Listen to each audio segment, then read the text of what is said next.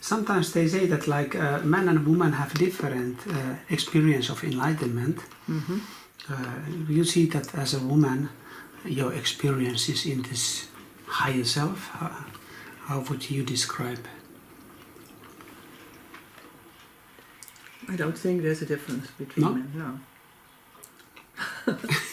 The difference is in the world of duality. Mm.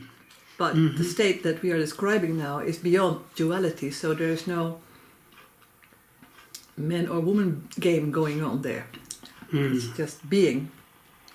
Maybe it's like when we explain to the outside world, then we use, as a man or as a woman, we use different words because our education is different. Or Yeah. I cannot. Education, Yeah. the way we present it on earth is part of the duality, good and bad, better and worse, good marks, bad marks. You know, it's a system where the difference is the difference between us is being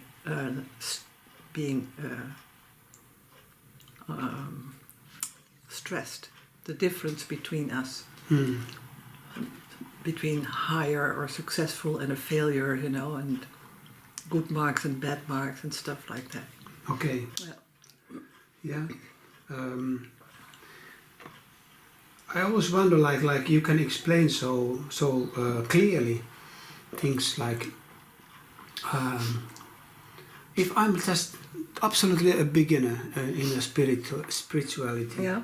I come totally from the forest. Mm-hmm. What is the first step in a realization? What is in the meditation? What is the first step? Well, the first step is going astray. Going astray. astray. Verdwalen. Okay. De weg kwijtraken. By thinking that the solving of the problem is in finding the right partner. And we all have to go through that, you know, and then we think, as long as I'm together with this person, I'll be eternally happy. And in the beginning you are, you know, because you are sort of in a state of dissolving, of letting go of the ego. You are dissolving into something that's bigger than the confines of your body. You want to merge, you want to melt together with the beloved. Huh? So you're in a state of euphoria. But then, you know, when you realize that you can only be happy with this person, then the clinging begins. I have to make sure that this person stays with me forever, you know. And then slowly, the one or the other gets a feeling that they're in a cage. They're being a prisoner. And that's when they start kicking, you know, and that's where the blame starts and the fight starts and the quarrel starts. And that brings out all our negative qualities that we thought we were not capable of. Such rage, such hatred, such sadness, you know. And all these things, all these terrible things that come to light in ourselves are the things we have to come to terms with, that we have to learn to put an arm around. And by, as we are willing to just look at those parts of ourselves and turn them into the other side of the coin, you know, that you see that all negative qualities also have their positive side. Then slowly you can just start embracing yourself more and more in all your positive and negative manifestations. And that's when you start becoming your own best friends. But we need the input of our relationships and the horror of divorce and hatred and blame and just get to know ourselves in all our aspects. You say first that you need to go to astray. Where is the astray here? Is this all astray? You go astray because we are born as a unity, as part of the whole, you know. When you look into the eyes of a baby, you see the universe. We don't have blames, we don't have judgments, we are.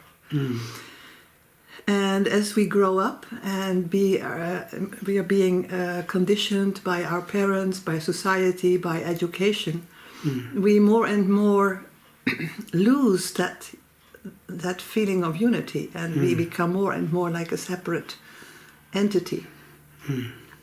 And that's where the suffering begins, because we don't want to be alone, we don't want to be separate. And that's the turning point where we start searching for connection again. And in the end, when you have become your own best friend, you're gradually sort of going back to that unity that was there when you were born. And then you can die happily. Okay, what is the second step in that self-realization? Is there can we say like steps or? Well, the second step is that you realize that another person cannot make you happy.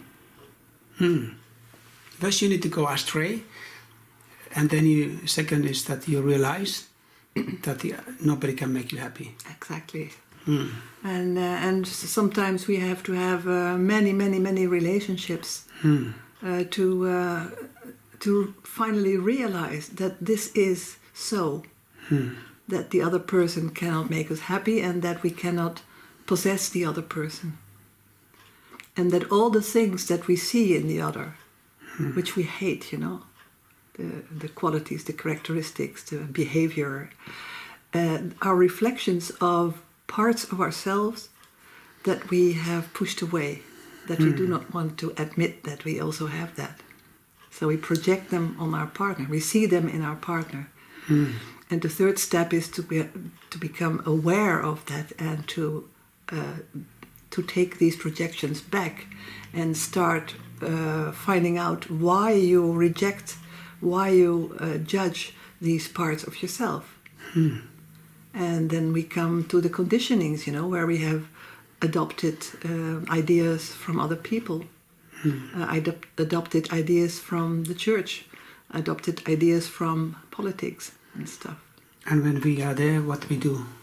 Then well, sometimes you have to do some work, you know, to get all these feelings around the self-depreciation to the surface, and find a way to express them in a harmless way. That's where all the workshops and therapies are born, where you sort out your past and the traumas and everything. So that's an important step. Is it possible to work with people, like to be a therapist, if one hasn't worked with her of his own past or these problems, what you describe? I don't understand your question. Is it possible to work with people, to be a therapist, really be a therapist, if there is the own things are still there? Well, you can only help people to the extent that you have cleaned out your own mess. It doesn't mean that you cannot sort of work with people, but if in being a therapist, you know, when you put the intonation a little bit different, the therapist becomes the rapist. The therapist also has a tendency to know what's good for the other person, and so to impose certain ideas on the client. And then you just meet yourself. You come to a confrontation with your own projections. And so it's a very good way to learn about yourself, becoming a therapist. Even with all the shit. Yes. Yes. And so gradually I just also dropped the idea of being a therapist and filling in, you know, filling in questions. I now refer people to themselves, and I create situations in which they can go deeper and deeper and come to the place where their own answers lie waiting for them. Because it's only your own answers that can be satisfactory in the end. So from being a therapist, I became a catalyst, just helping people to go deeper and deeper. So as you are a catalyst, you don't have your own personal belongings with a person. You don't have you don't have an idea about what they should do or how they should be. You just become sort of a mirror in which they can see their own hang-ups. And then we just find out what these hang-ups are and where they come from. We were talking about just a little bit ago about Krishnamurti, that you were in this in his last discourse in Amsterdam, just a little bit before he died, and you said that you saw kind of sadness in him.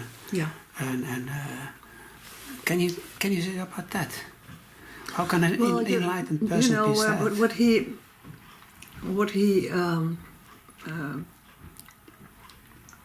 What he radiates is sort of a kind of frustration or sadness about all the people that come to him again and again, and they do not seem to get closer to their own answers. He also tries to get them to find their own answers, but they want the answer from him. And he doesn't give the answers. No. And that's also frustrating for his adepts. Yes. So he has a sort of a sadness around him because he wants to help people to free themselves from their bondages, from the illusions of separateness. And that's the difference between him and Osho, because Osho also helps people to get to their own answers, but he is much more playful. And he laughs about a lot, and he makes jokes, and and all the time he's sort of confronting people with their blind spots. Yes. So, yeah, Krishnamurti has a beauty in his endeavor, and Osho has a different flavor.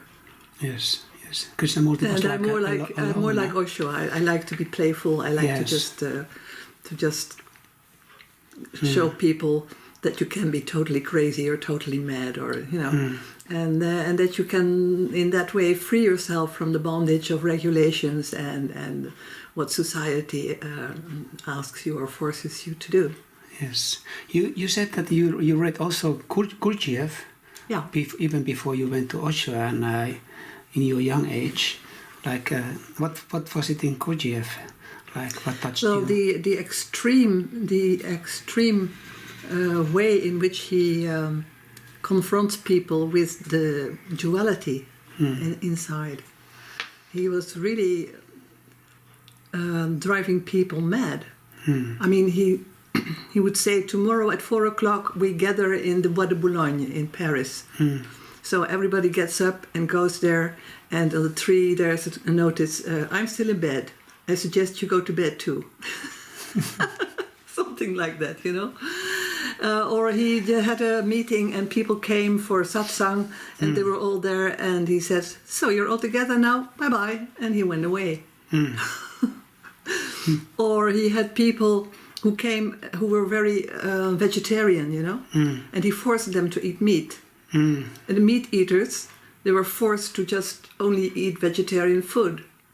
People who were against the use of alcohol, he just poured, whiskey and rum and cognac into them until they get blind drunk. People who liked it to drink, they were put on the, alcohol-free diet. I suppose that he was like the first really like a master in the West. Yeah.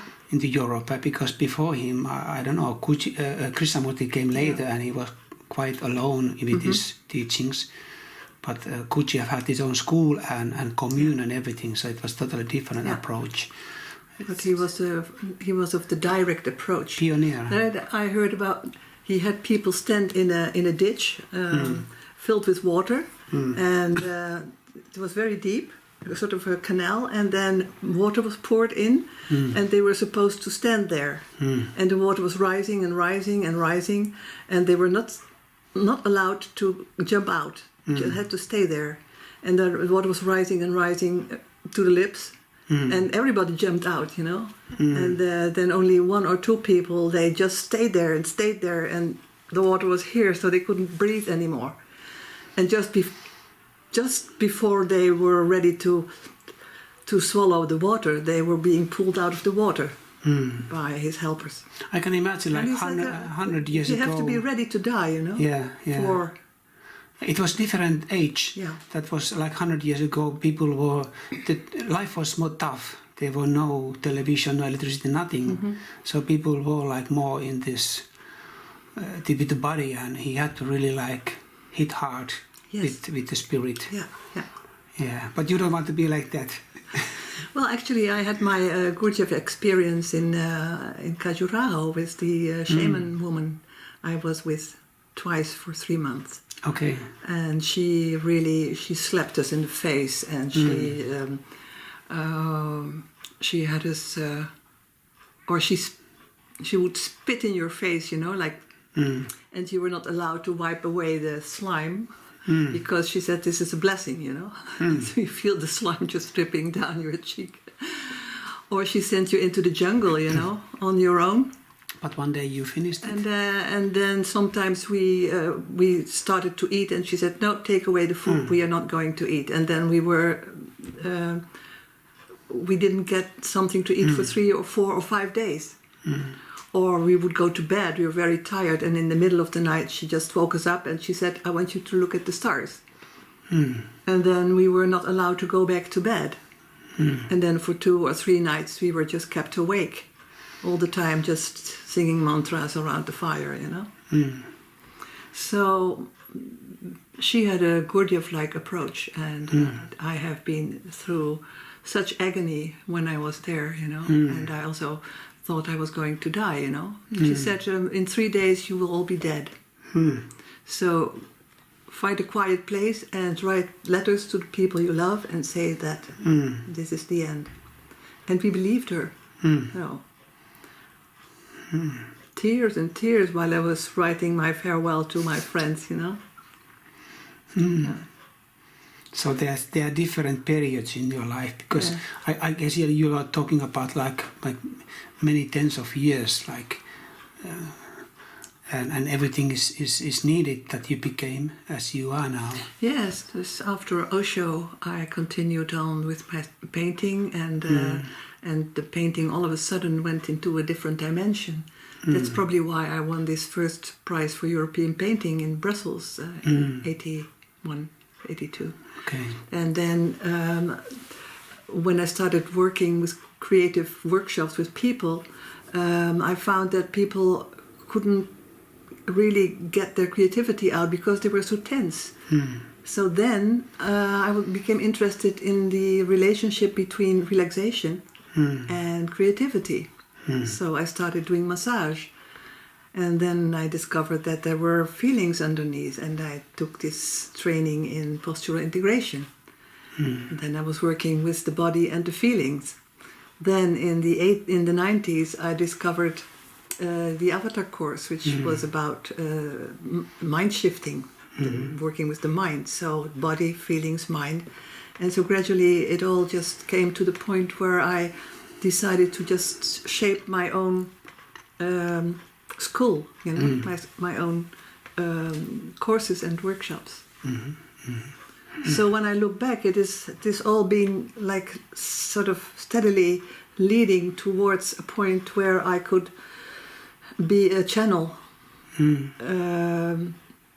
for what I'm doing, what's coming out of me now. Yes. Yeah. What was the subject what we were going to talk about? There was something what we were going to talk about. I forgot it. Yeah, how you can become your best friend. Ah. But we've covered that because I just told you, you know, you have to start with relationships. And by thinking that this is the only one, this person is going to make me happy. I have to look this video again so I remember everything because it's so intense. It's okay. Yeah. So you have been you have been having a very long and wide range of experiences with different teachers And of course, I have also had these periods of total despair. You know, when I came back from India, where I was with this horrible woman. And she could also be like a child and very sweet, you know, but she could be both. She could be a devil and she could be an angel. a bit like you. Yeah, exactly. I have learned a lot from her also. And she was, of course, also a reflection of parts in me. But when I came back and when I had been sent away from the group, I came into a total limbo, you know. For a year I have been in what they call the dark night of the soul. Not knowing who I was. And all my friends, they didn't understand why I had to go there. And, you know, they just thought I had become crazy. And then in that period, I just discovered the book, The Course in Miracles. You've heard about that? Yes. Yes. And for a year and a half, I've done all the exercises, and they just dragged me through that period, you know. In a way, like to heal ourselves, we need to become crazy first. Yeah. I guess it's like that. Yeah. We have to encounter our boundaries. Yeah. And then come in the middle, somewhere in a balance Yeah. in ourselves. Yes. Enough for today? Enough for today, yes. That's what Osho used to say at the end of his discourses. Enough for today? Genoeg voor vandaag. Genoeg voor vandaag. Hey.